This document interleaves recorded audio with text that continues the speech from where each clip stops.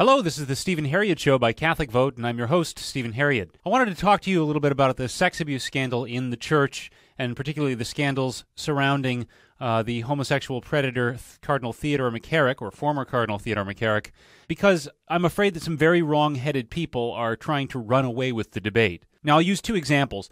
Michael Sean Winters, over the National Catholic Reporter, wrote a piece claiming that conservatives are using the McCarrick scandal to go after Pope Francis in their ongoing anti-Francis quest, and warning about that. Oh, don't let the conservatives use this against the Pope. The other example is Father James Martin has been making a lot of noise about the homophobia, quote-unquote, of people who point out the role of homosexuality in the sex abuse crisis. Now, I'm using these two examples not just to go after my own pet culture war enemies, but because they represent the closed rank position of the Francis papacy's closest allies, advisors, and defenders. This is the position of the powerful in the church today, unmistakably. Michael Sean Winters' essay was spread around and recommended by powerful men in the church, from celebrity clerics like CNN's Father Beck and America Magazine's Father Thomas Reese, to Vatican Press Office veteran Father Thomas Rosica,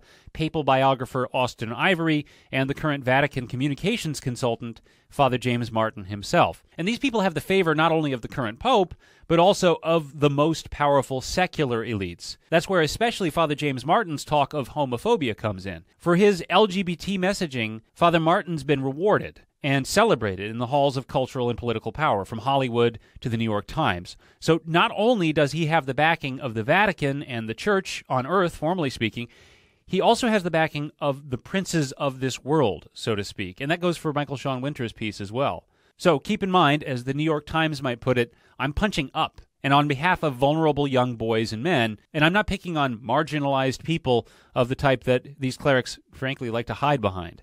Now, that said, what these people are doing is absolutely shameful.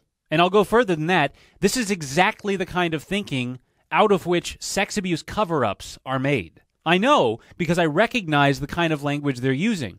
It's the same garbage I heard from conservative and traditionalist Catholics who accused me of having a liberal agenda when I wrote on behalf of the victim of a traditionalist priest and called out his enablers and his network of cover-up artists, who, by the way, included a conservative bishop. This kind of unspeakable, cynical cruelty knows no party.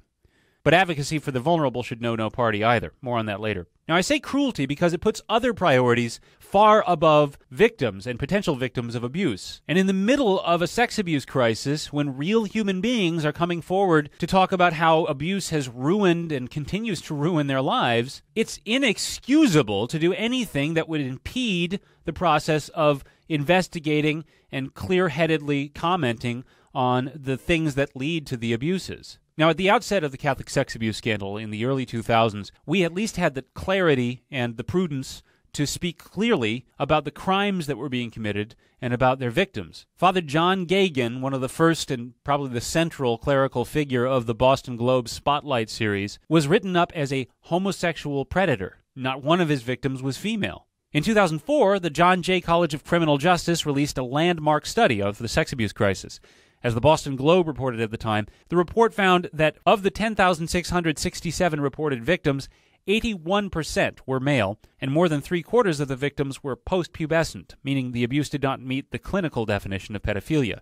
Instead, most fell victim to ephebophiles, men who are sexually attracted to adolescent or post-pubescent children. Male victims tended to be older than female victims, the principal investigator said. Boys accounted for 85% of victims in both the 11 to 14 and 15 to 17 age categories. According to the Boston Globe, the head of the review board warned, quote, "An understanding of the crisis is not possible without reference to two factors, homosexuality and priestly celibacy." And all of this is to say nothing of clerics sexually harassing or molesting young men over the age of 18. That John Jay report was based solely on cases involving victims under the age of 18. Do you realize what that means? If there was that much evidence of the prominent role homosexuality played in abuse cases, even in a report that was solely about people under 18, how much more gay sexual harassment is there likely to be if we paid any attention to young men in their late teens and early 20s? Aren't they still vulnerable? Don't they matter? Don't they deserve better?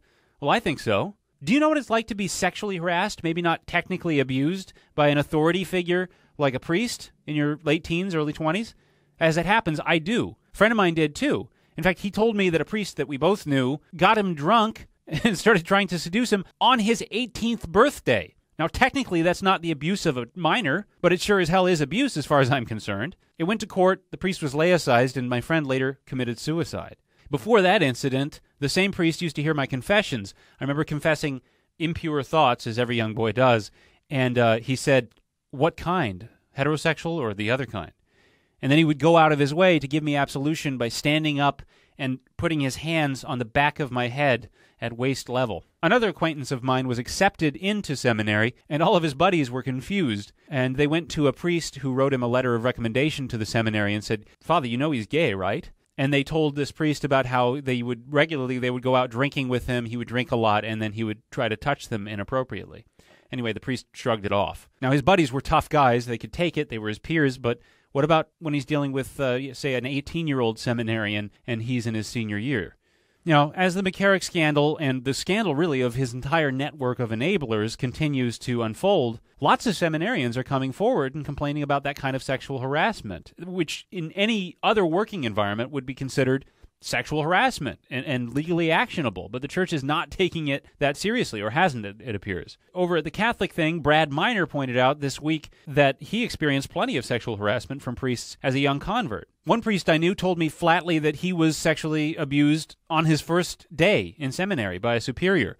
Why he told me that instead of anyone in authority is a disturbing question. I mean, maybe he feels too complicit now. Like if he calls out other people, he might be taken down with them. But anyway, hell, most of what Theodore McCarrick was doing all these years was homosexual harassment of young adult males, not the abuse of minors. And none of this can be addressed, at least not as an established pattern of the abuse and manipulation of young boys and men, if instead of protecting vulnerable young boys and men, we make avoiding the appearance of homophobia a high priority, as Father Martin suggests, or work hard to avoid appearing to be one of those awful conservatives who's using the McCarrick scandal to attack Pope Francis, as Michael Sean Winters wants us to do. And so do all of those prominent Vatican-connected clerics that I mentioned shared Winters' story. As I said, all of their bleating about protecting the prestige of their pet projects and their personal reputations has nothing to do with advocating for victims and looking out for their well-being. And frankly, it makes me wonder why their priorities are so far from where they should be. Again, the protection of victims in an ongoing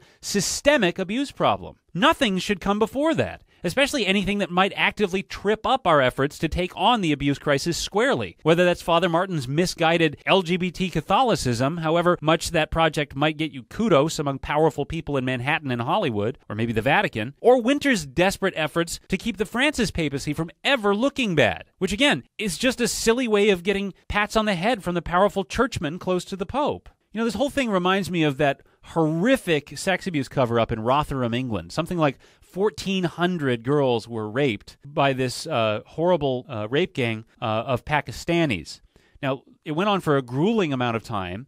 Local law enforcement knew about it and didn't do anything about it. Why? Well, as the renowned commentator Sir Roger Scruton pointed out, they didn't want to appear to be racist toward Pakistanis. So they wouldn't do their job and arrest a rape gang that happened to be a rape gang of Pakistani immigrants. But even in Rotherham, at least the police were trying to avoid hating a race. I mean, after all, Pakistanis can't help being Pakistanis. But those who contribute to the same kind of, I think, logic, the same kind of mechanism that leads to cover-ups in the Catholic Church, aren't even concerned about a race. Instead, Father Martin is distracting us from victims of homosexual harassment by trying to get us to avoid bias against a behavior, homosexual activity, which itself is condemned as sinful by the Church and a hugely powerful political lobby, the LGBT movement, which is a declared enemy of the Church in the first place. Michael Sean Winters is distracting us from the plight of victims because he wants to appease or not offend the Pope. It doesn't get more cut and dry than this. As I say on this show just about every week, if you want to stick up for the least of these brethren, the truly vulnerable, your focus should be on speaking clearly and working effectively on behalf of the boys and young men who have been abused and might still be abused in the nearly all-male environment of the altar, the seminary, and the priesthood.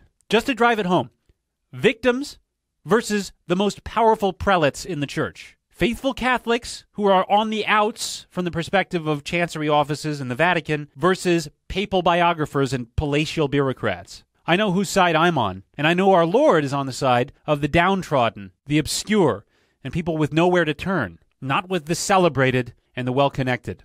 This is the Stephen Herreid Show, the show that speaks truth to weaklings. I'm your host, Stephen Herreid. Now, if you didn't know this, you might be listening to this. This is also a YouTube show. In fact, by this time, it's primarily a visual show on YouTube. So if you're listening to this on iTunes or Google Play, do stop by on YouTube, subscribe, like what you see if you do like what you see, and I'll see you next week.